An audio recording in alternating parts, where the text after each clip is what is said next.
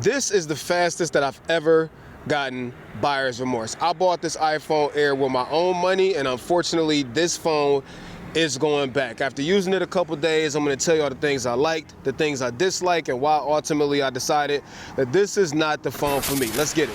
What up, y'all? It's Tight Shirt Terry Warford. I'm back for another video. Hope you're having a fantastic day so far. Remember to be thankful for your freaking life today, because you did not have to have that. Listen, I kind of knew I would end up making this video, unfortunately. And the truth is, I really want to love the iPhone Air. But let me paint this whole picture for you so you're not calling me an idiot halfway through this video.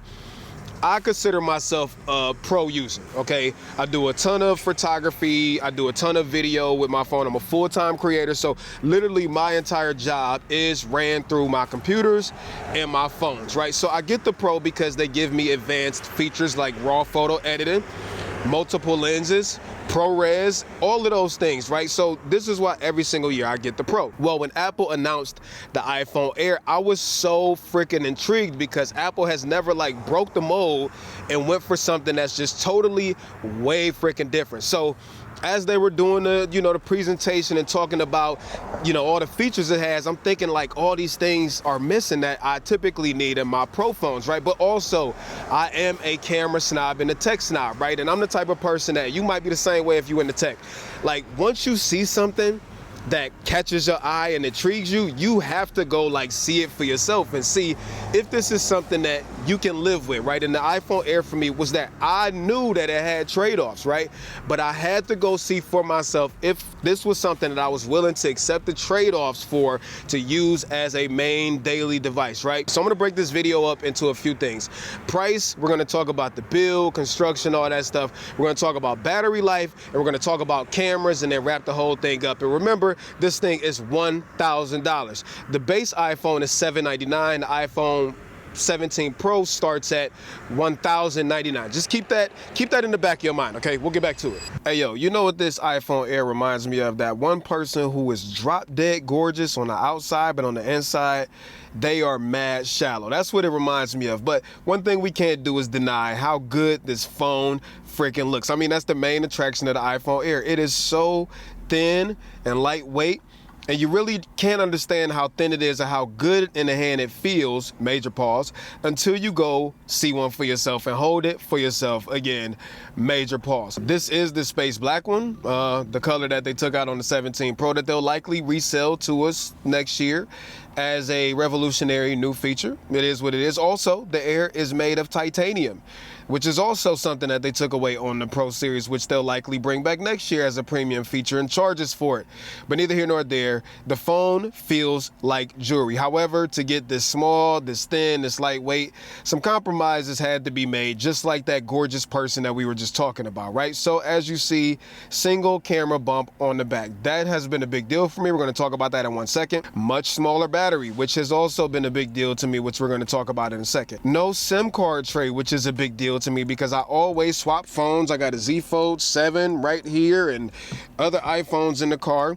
So not being able to, hot swap phones is a big deal. And if we flip it around, although this screen is absolutely gorgeous, I mean, this screen is a joy to watch content on, 6.5 inches, super bright, 120 hertz. The problem is there's only one freaking speaker on here, and it is right there at the top. So that basically means when we're watching content on this big old beautiful screen that the sound is trash. There's so many times where I'm watching content on this phone and I'm constantly hitting the volume up button, trying to get more volume out of it, but it doesn't give it to you because it's only one speaker. This is not a speaker on the bottom. No millimeter wave 5G, which is not a big deal for me. I don't really care about that.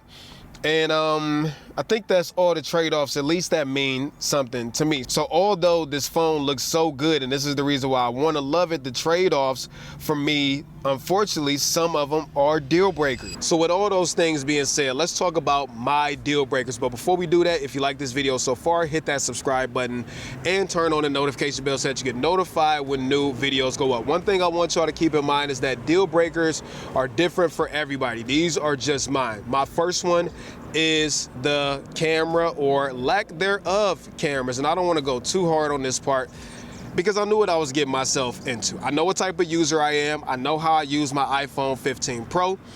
But I just wanted to see if all those things we just talked about, the slimness, the sleekness and everything, were worth giving up those camera things that I love about the iPhone 15 Pro, 16 Pro, 17 Pro, right? So let's talk about it. Started with the front camera. The front camera is honestly, it's good, okay? Just like all the rest of the iPhone 17s. The quality is probably the best I've ever seen from a front camera on any phone. I love the new center stage feature. I love how it's a square sensor, so you don't have to like move the phone to take portrait or landscape photos. So the front sensor is fine. My problem with the front sensor is you cannot shoot ProRes on it, and I know that's something that probably 95% of y'all don't care about, but for me, I do. And there's also no ability to shoot RAW on any of the cameras. I mean, it's only got 2 of them, but you get what I'm trying to say. So that's not a super big deal on the front camera, but moving over to the rear camera, this is where I have been unable to make the adjustment.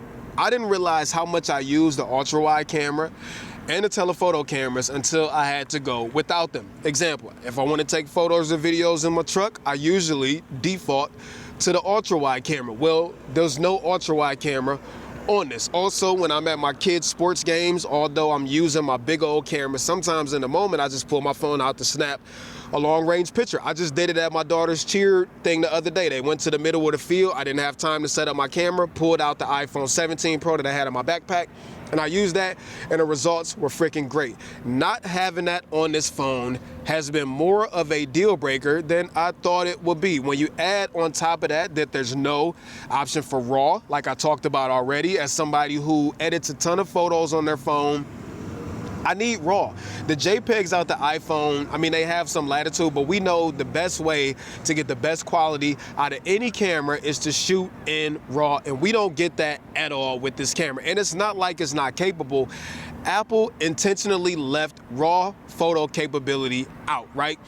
So that's one thing. The next thing is, again, the lack of having ProRes on the rear camera. And again, this isn't something that 95% of y'all probably care about, but for me, as a power user who uses my phone a lot to film shorts, reels, stuff like that, not having ProRes has been something that has not been easy to swallow. Pause. Now again, will these things be deal breakers for everybody? No, but for me, they were not worth giving up just to have a slim and sexy phone. Let's move on to the next one. The next major deal breaker for me is the battery and also how slowly this phone charges. Now, we got this big, beautiful screen on here with a battery that's basically the size of a watch battery. Okay, that's an exaggeration, but I find that even with like 4 to 5 hours of screen on time, which is usually my average, that by 6 o'clock, I already need to charge the phone. Now, I do have chargers everywhere, but on my Pro, I don't even have to think about the battery life. Even on my Z Fold, I don't have to think about the battery life with heavy usage. Well, on this one, heavy usage, the battery gets cooked. Anytime you fire up the camera and you start using the camera, the battery gets cooked. Wireless CarPlay in my truck destroys this battery. And again, this is just something that I don't typically have to worry about, even with the typical Pro. Now, could I live with this? Sure. Again, I'm a tech D-bag YouTuber. I have chargers everywhere, but I just don't like the idea of having to constantly make sure that I'm ball and chain to a charger somewhere, right? That's the first thing. The second thing is I will be okay with needing to charge the phone more often if the phone charged faster, right? But this phone charges mad slow in comparison to like my iPhone 15 Pro or the iPhone 17 Pro. With the iPhone 15 Pro, with a fast enough charger, you can go from like 0 to 100 in just about an hour. With this one, I find that going from 0 to a full charge takes significantly longer. So again, these might not be deal breakers for you. Maybe you're somebody that sits at the desk all day and your phone is on the charger all day, so that's not a big deal.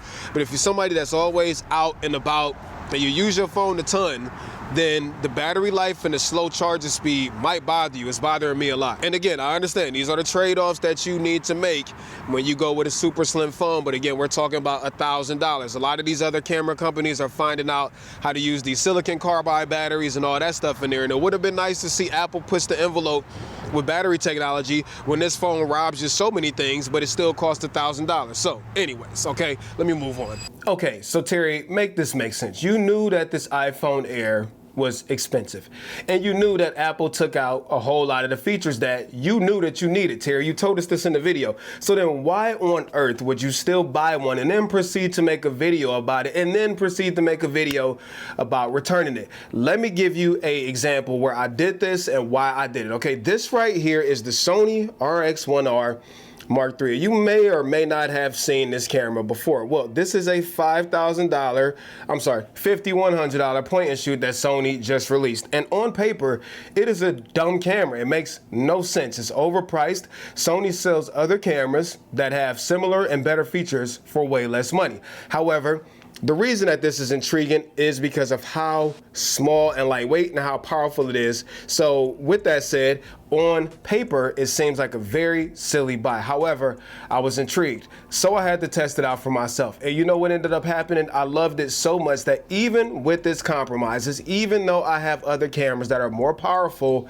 I still bought it. And it's the same thing with the iPhone Air. Of course, on paper, for me as a power user, knowing that this phone has shortcomings, you know, it makes no sense. However, I'm a tech snob, I'm a tech D-bag influencer, and I get excited about technology. And when they announced it, I had to test it for myself to see if I was willing to live with the shortcomings, okay? And on the REMORSE Mark III, it ended up working out. I ended up loving this camera, buying one for myself. Well, unfortunately with the iPhone Air, that is not the case. Unfortunately for me, they have taken out too many things and charged too much money to allow me to see past how thin it is. Okay, now, if you are somebody who just wants to be on Apple's cutting edge, the latest and greatest iPhone that they have to offer. Maybe you're somebody who don't give a crap about photography, you don't need multiple lenses, maybe you sit at a desk all day, you're chained to a charger all day, so battery life is not a problem, and you got $1,000 and you just want to buy the phone that makes you happy in spite of its, or I'm sorry, despite its shortcomings, then do you. It's your money, and don't let anybody tell you different. Be happy with the phone you want and stand on that, right? But I do challenge you with the iPhone 17, the base model that we talked about at the beginning of the video, because that phone is only $799 and it's got a better battery, it's got better cameras, it's got more speakers, it's got basically everything that iPhone took out of the iPhone Air, with the exception of its supremely slim body and design, for $300 cheaper.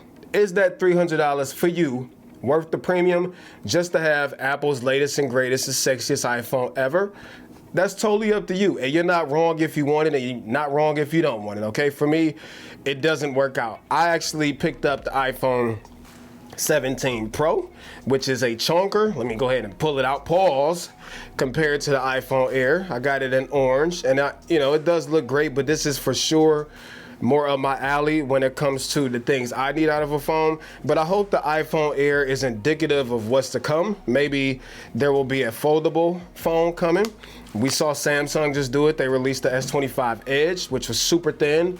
And then they came out with a foldable, the Fold 7, which I absolutely love. And trust me, there will be more content coming on this phone soon. But all in all, you know, it is what it is. It's going back, and just didn't work out for me. Anyways, I'm curious to know what you think down in the comment section. Let me know, and if you like this video, again, make sure you hit that subscribe button and turn on that notification bell so that you get notified when new videos go up. Plus, I got a whole lot more iPhone content coming. I got AirPods Pro content coming, Fold 7, plus my normal camera and motivational videos. So just join the family, all right? So till next time, I'm out of here.